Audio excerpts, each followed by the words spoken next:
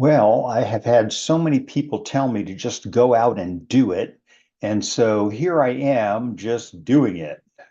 We are apparently live on YouTube, and I have not done this before, but I am very happy to be here. And this will be,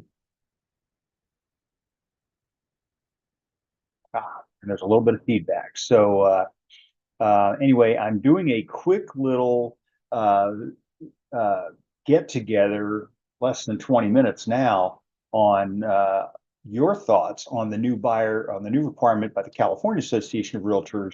What they're working on is sponsoring legislation to require the buyer representation agreement in all transactions involving a real estate agent in California. So I'm here waiting for people to come into it. We are live. There is live chat, the whole thing. So this is exciting. But anyway, what I have up on the board is the upcoming buyer representation agreement. Please do not use this form yet. It is scheduled to be released in June. My hat is off to the attorneys at the California Association of Realtors, as well as to the Standard Forms Advisory Committee, because this was quite the undertaking.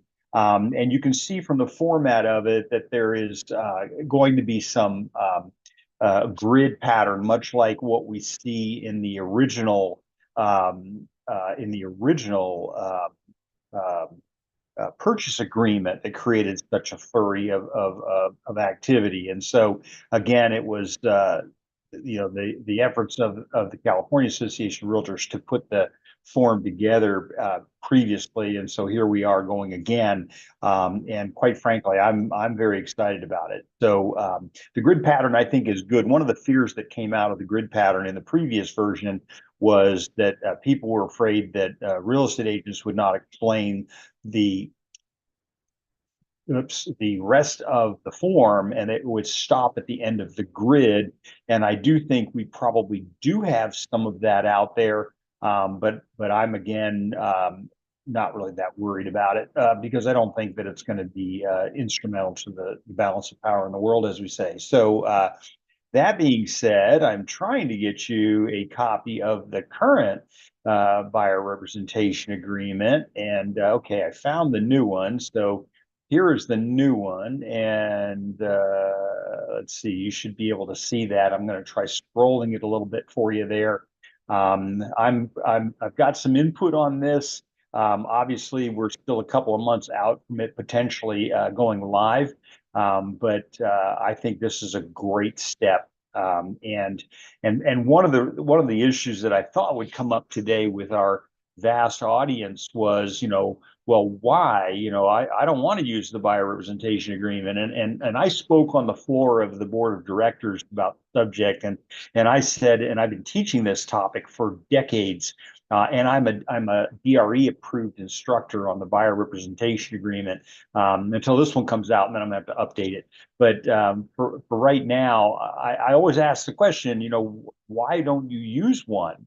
And probably unanimously, the answer is, well, I would never sign one. And so my response to that instantly is a question, well, if you would never sign one, have you ever read it? And almost universally, the answer is always no. And so I think personally, I think that you can't really be an expert on something you've never read. And I think that it's one of those things that's very, very important.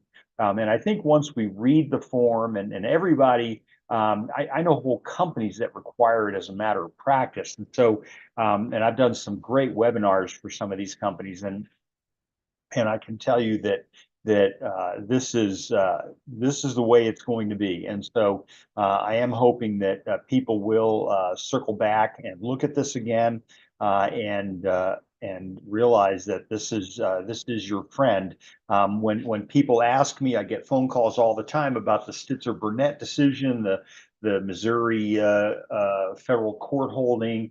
It's an interesting comment. And again, I made this comment up there as well, that 16 states were not sued or not held liable in that suit, and they were all states that required the use of the buyer representation agreement. So I've been advocating for this for a very long time, and I'm looking forward to CAR pushing this forward.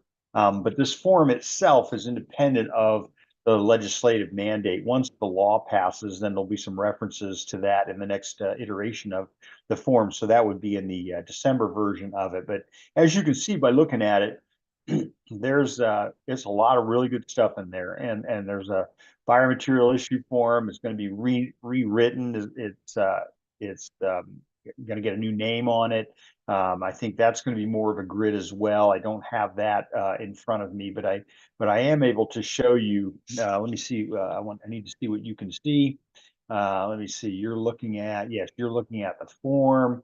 I also want to show you the briefing paper, and I'll go through it pretty quickly. I'm not sure that I'm authorized to release this, but this is the briefing paper that came out for the for the committee, for the Transactions and Regulatory Committee. And so, and the question was whether or not we should even be involved in embarking on this. And the answer, a lot of this is, what people think is going on versus what is actually going on. And so, for example, confirmation of agency relationship. Agents think that that is an agreement, and it's not an agreement. It's a disclosure required by Civil Code 2079. And I do a lot of trial work on this. So, it has not, but it does not create a contract between the parties. So anyway, that being said, lots of really good stuff in here. I'm hoping that you'll take a moment to partake of it. And again, yeah, California has experienced the same similar lawsuits as what occurred in Missouri recently in the Burnett decision, but San Diego escaped it. The judge essentially threw it out because we do a really good job of explaining where the money goes through the seller, and that was the basis of the lawsuits in Missouri, was that sellers were claiming that they were not told, that they were paying for the buyer's agent representation of the buyer. And we even have an SPBB form in California, the seller payment of buyer's broker's compensation. And here you go. Has the enforceability of buyer broker agreements been tested in court? And the answer is it had been tested before. And so anyway, I just thought I'd throw all that out there at you. So I know this is very short notice for our webinar here today, but I wanted you to see that. And then I also want to show you the current buyer representation agreement. So let's go in there. We have a template that we use, and that template is the buyer offer template as it was amended recently. And so I'm going to go down to the buyer representation agreement, which is right here. I'm going to go ahead and load that up so everybody can see it. And this is the current version of the form. Given the new program that Lone Wolf has created for signing platform, it's a little more difficult to share what we're looking at here, but hopefully you can see this okay. There's my agency disclosure up front. There's my fair housing and discrimination advisory. Then there's my possible representation of more than one buyer or seller. That document is the document that authorizes dual agency in a real estate transaction in California.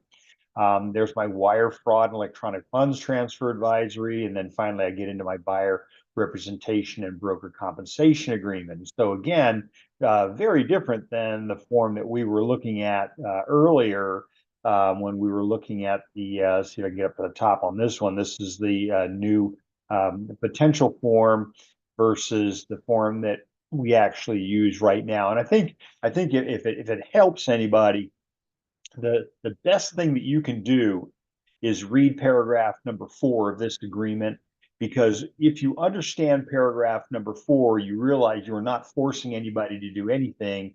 What you're really doing is explaining them the substance of where the money goes and your expectation of being compensated for your services. So that being said, I'm going to open it up for questions from the audience. Anybody have any questions for me regarding the use of the form or what's coming in California, because it's coming. If I don't see any questions, I'll go ahead and I'll say thank you all for being here today. If you like what you're seeing, send me an email, Kevin at Burke Real Estate Consultants with an S.com. Burke is on the screen above, so you can see what Burke is spelled. So BurkeRealEstateConsultants.com. And I am happy to share with you anything that I can share. And I do want to thank you all for being here today. I very much appreciate the value of your time. So with that, without further ado, again, I hope you have a wonderful day and thank you again for being here. Bye.